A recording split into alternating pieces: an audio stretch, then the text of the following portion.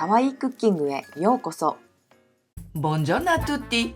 Oggi vi presento una mia videoricetta per la salsa di soia fermentata con koji e una preparazione meal prep il koji natto. Gli ingredienti sono questi: il koji è riso inoculato con la muffa del koji. Si tratta di una muffa non tossica, utilizzata tradizionalmente nella fermentazione giapponese. Metto il koji in un barattolo e aggiungo la salsa di soia. Poi mescolo bene.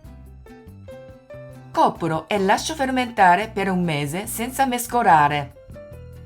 Da dopo un mese mescolo ogni 2-3 giorni.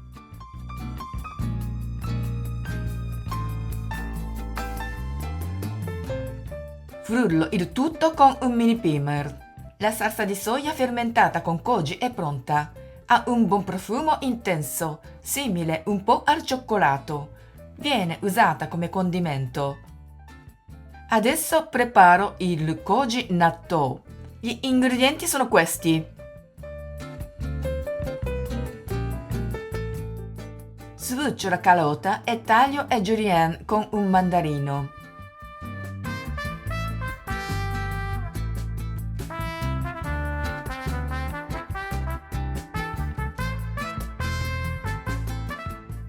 Trasferisco la carota in una ciotola e aggiungo tutti gli altri ingredienti. Il natto è appiccicoso e filante, ricco di proteine ed è un alimento tipico della colazione giapponese.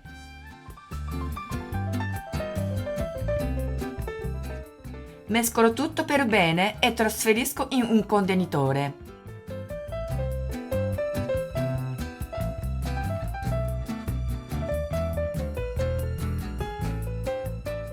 Copro e lascio riposare in frigorifero per una settimana.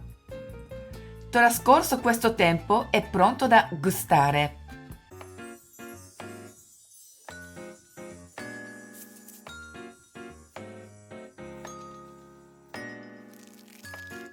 Provateci, buon appetito! Come sempre vi invito a iscrivervi al mio canale.